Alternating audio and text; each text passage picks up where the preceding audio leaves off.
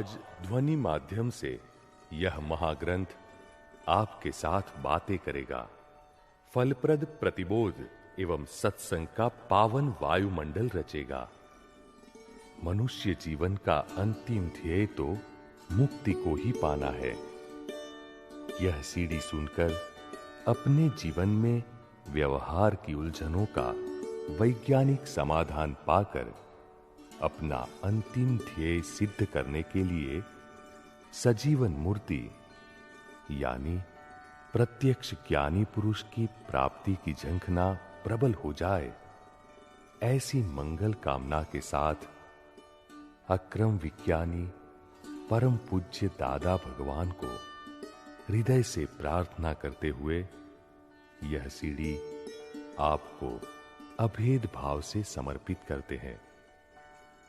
तो आइए गौर से सुनिए और अपने खुद के स्वनिवास का शिलान्यास कीजिए।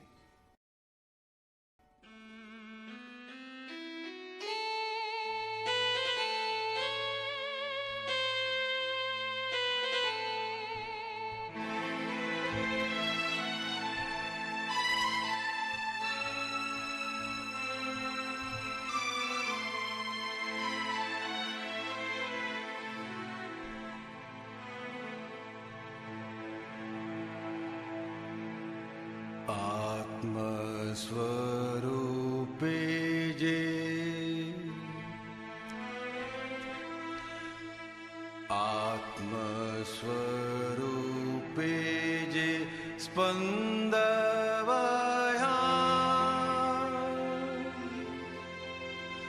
आखा ब्रह्मांडे फैलाई जाए।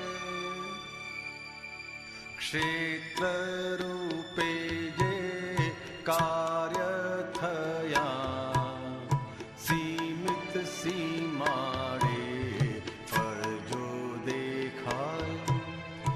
आत्मस्वरूपे जे स्पंदवया आखा ब्रह्मांडे फैलाई जाए। क्षेत्र रूपे जे कार्य थया सीमित सीमाड़े पर जो देखा।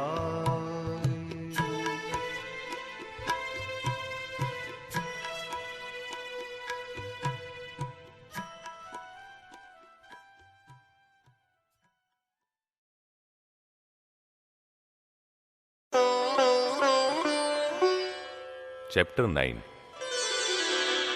स्वानुभूति की सरिता में।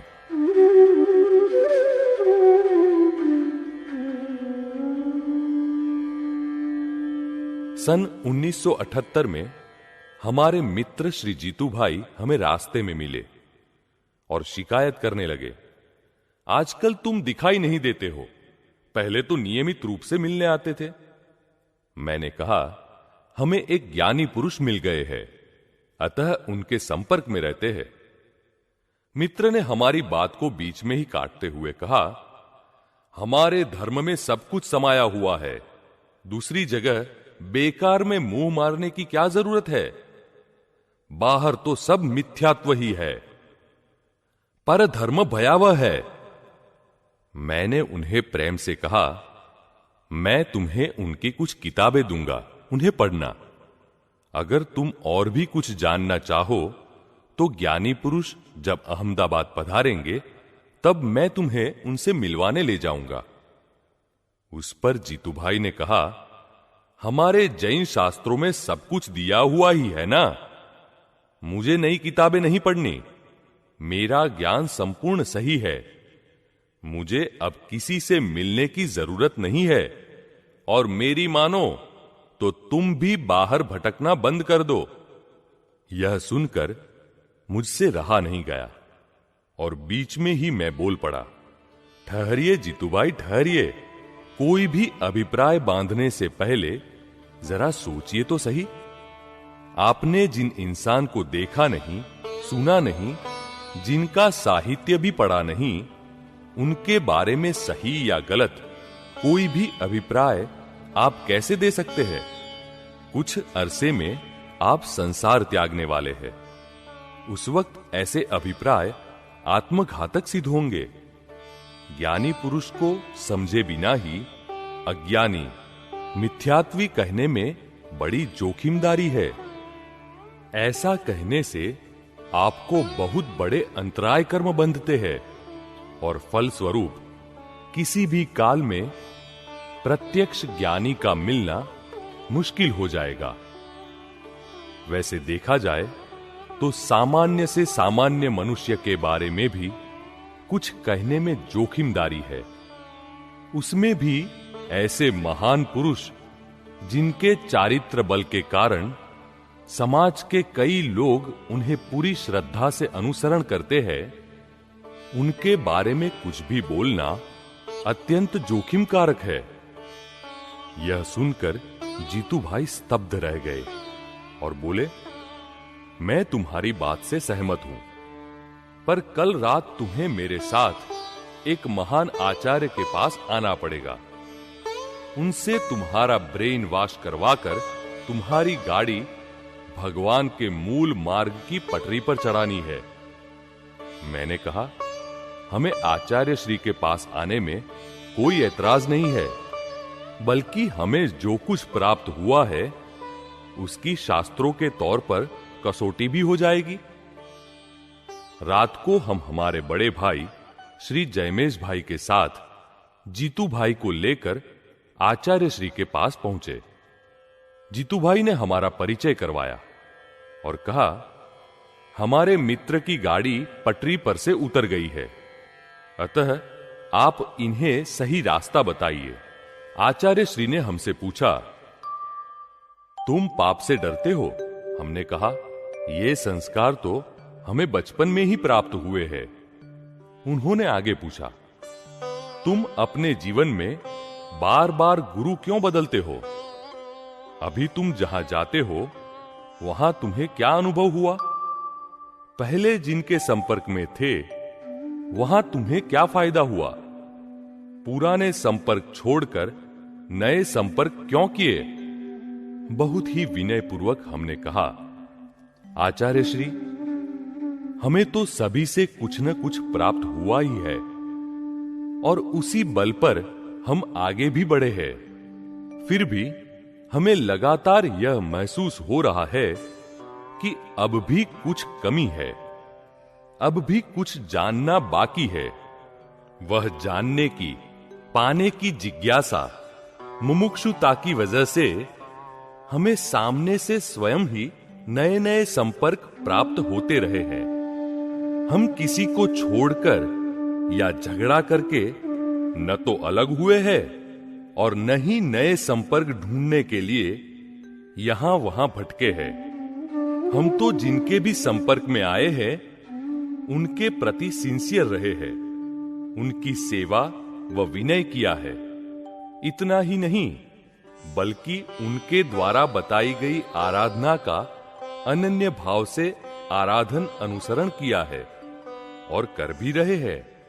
शुरू से ही माता पिता के संस्कार, साधु संतों की सेवा, देव दर्शन, पाठशाला और अच्छी किताबों के जरिए शुभ मार्ग पर आगे बढ़ने का योग प्राप्त हुआ, जिससे हम अशुभ में डूबने से बच गए।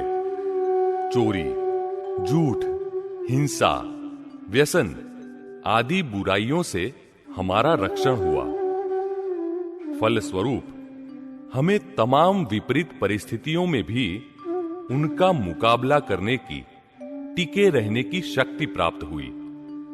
उम्र बढ़ने के साथ साथ समाज में संस्कारी परिवार की गहरी छाप, घर में, कॉलोनी में, स्कूल में, समाज में उच्च स्थान, मान मिलता गया।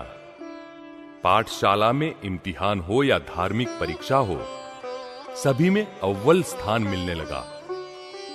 जैसे जैसे मान सम्मान, इनाम आदि मिलने लगे, वैसे वैसे अंदर छिपे हुए अहंकार को पोषण मिलता गया और वह फूलता फलता रहा। इस बात का सही एहसास तो तब हुआ जब कक्षा में प्रथम स्थान से हटकर मैंने दूसरा स्थान पाया। दूसरा स्थान पाने पर रात भर नींद नहीं आई और दोनों आंखों से आंसू टपक पड़े। पेपर चेक करने वाले के प्रति मन में शंका उठी। इतना ही नहीं, बल्कि उनके प्रति अभाव, तिरस्कार के भाव भी पैदा हुए, जिनकी मैं श्रद्धा भक्ति से आराधना करता था, जिन्होंने मुझमें संस्कार के बीज डालकर मुझे अच्छा व सच्चा इंसान बनने की प्रेरणा दी थी, और जिन्हें मैंने प्रथम गुरु के रूप में मेरे हृदय में स्थापित किया था, एक पल के लिए तो उनके भी दोष दिखने लगे। हमारे अपने जब पराये लगने लगे, तब अंतःकरण में जबरदस्त कोलाहल मच गया। अंदर बैठे हुए बागी क्रोध, मान, माया, लोभ तो बगावत करने लगे, लेकिन अंत में धर्म मेरी मदद को आ खड़ा हुआ। मानो यह धर्म मुझे समझा रहा था कि कुल दीपक, कोई चीज प्राप्त न होने पर तुम्हें रोना पड़े, यहां तक कि गुरुजन के दोष तक दिखने की नौबत आ जाए, तब तो वह तुम्हारी बहुत बड़ी कमजोरी कही जाएगी। उसे पनपने नहीं देना चाहिए, उसका तो उपचार करना पड़ेगा। लेकिन इलाज किससे करवाया जाए? क्रोध, मान, माया, लोभ, राग, द्वेष रहित भूमिका वाली कोई विभूति दिख ही नहीं रही थी। जहां भी जाते वहां इन सब कमजोरियों के गोडाउन भरे ही मिलते। इसलिए दिन में 3 बार वितराग परमात्मा को हृदयपूर्वक प्रार्थना करता था कि आप तो सभी कमजोरियों से मुक्त होकर वितराग हुए हैं, मुझे भी आपकी तरह वितराग बनाइए। मेरे भीतर रही हुई तमाम कमजोरियों को निकाल दीजिए। बस मुझे आपसे और कुछ नहीं चाहिए। इन सभी कमजोरियों का मुख्य कारण था अज्ञानता के कारण खड़ा हुआ अहंकार, जिसके फलस्वरूप कर्तापन दृढ़ हो गया था। मैंने दान दिया, मैंने उपवास किया, मैंने सामयिक प्रतिक्रमण किया, मुझे इम्तिहान में प्रथम स्थान मिला। इस तरह धीरे धीरे शुभ अहंकार बढ़ने लगा। यह तो जब इम्तिहान में दूसरा स्थान मिला, तब डिप्रेशन आया और चिंतन शुरू हुआ। सन 1978 में बीकॉम सेकंड ईयर की वार्षिक परीक्षा की तैयारी कर रहा था, तब पिताजी से आप्तवाणी भाग 1 प्राप्त हुई। उसकी प्रस्तावना पढ़ते ही कुछ खुशी सी महसूस हुई। उसमें ज्ञानी पुरुष के भीतर प्रकट हुए गुणों का वर्णन था। उनकी एक आंख में सूर्य जैसा प्रताप और दूसरी आंख में चंद्र समान शीतलता होती है। उनमें सागर जैसी विशालता और हिमालय पर्वत जैसी अडिगता, स्थिरता होती है। वे संपूर्ण फ्लेक्सिबल, टेंसिबल और कॉम्प्रेसिबल होते हैं। ऐसा पढ़ते ही उनसे मिलने की, उनके दर्शन करने की भावना जाग उठी। परीक्षा पूर्ण होने के बाद सन 1978 10 अप्रैल इतवार के दिन माता पिता के साथ वडोदरा मामा की पोड़ में दादा भगवान के नाम से पहचाने जाने वाले ज्ञानी पुरुष श्री अंबालाल पटेल से मिलने गए। उनके कमरे में कदम रखते ही उनकी नजर मुझ पर और मेरी नजर उन पर पड़ी। बस दृष्टि मिलते ही जैसे सारा काम हो गया। उनकी अवर्णनीय निर्मल करुणा बरसाती हुई दृष्टि मेरे हृदय में अंकित हो गई। कवि श्री नवनीत की पंक्ति मुझे याद आ गई। जैना दृष्टि सिक्के जीव बने छे मोक्षगामी लोल। जैसे मेरे मोक्ष मार्ग रूपी वीसा पर मोहर लग गई और मन ही मन में जैसे विश्वास पक्का हो गया कि यहां मोक्ष तक की अंतिम राह प्राप्त हो सकती है। ज्ञानी पुरुष दादा भगवान ने मुझे अपने पास बिठाकर पूछा, भाई, तुम युवावस्था में ही यहां किस लिए आए हो? अभी तो तुम्हें अपना करियर बनाना है। दुनिया के भौतिक सुखों का अनुभव करना बाकी है, ब्याह रचाना बाकी है। तुम्हारे पिताजी की बात और है, उन्होंने तो जिंदगी में सभी तरह के उतार चढ़ाव, सुख दुख देख लिए हैं। तब मैंने कहा, दादाजी, मुझे तो ऐसा सुख चाहिए जो एक बार आने के बाद जाए नहीं, हमेशा रहे। ऐसा सनातन सुख चाहिए, इसीलिए ही मैं आपके पास आया हूं। यह सुनकर ज्ञानी पुरुष अत्यंत प्रसन्न हुए और सत्संगी समूह को संबोधित करके कहने लगे, देखिए तो सही, इस बनिए के बेटे ने क्या मांगा है? मछली के बच्चे को तैरना नहीं सिखाना पड़ता। अतः आज ही आत्म साक्षात्कार के वैज्ञानिक प्रयोग का आयोजन किया जाए और 5 बजे ज्ञान विधि है, ऐसा संदेश सभी को भिजवा दिया जाए। इस तरह प्रथम मुलाकात में ही मुझे आत्म साक्षात्कार का प्रयोग अपवाद के तौर पर कराया गया और 5 आज्ञाएं भी मुझे केंद्र में रखकर समझाई गई। इस प्रयोग के बाद दूसरे दिन से मैं कौन हूं? मैं शुद्धात्मा हूं, ऐसी प्रतीति सहज ही रहने लगी। लक्ष्य और अनुभव बढ़ता गया। उस दिन से सहजा सहज ही जगत विस्मृत रहने लगा। चिंता होनी बंद हो गई। पहले जो चित्तवृत्तियां बाहर सुख ढूंढती थी, वे अंतर्मुख होने लगी। सुख का अनुभव स्वयं के अंदर ही होने लगा। पहले खुद को निर्दोष देखते थे और जगत दोषित दिखता था, जबकि अब देहाध्यास छूट जाने से स्वयं की गलतियां दिखने लगी और जगत निमित्त है, निर्दोष है, वह सब समझ में आने लगा। इस तरह निजदोष दर्शन के साथ क्षमा याचना होने लगी और फल स्वरूप व्यवहार में काफी हल्कापन महसूस होने लगा।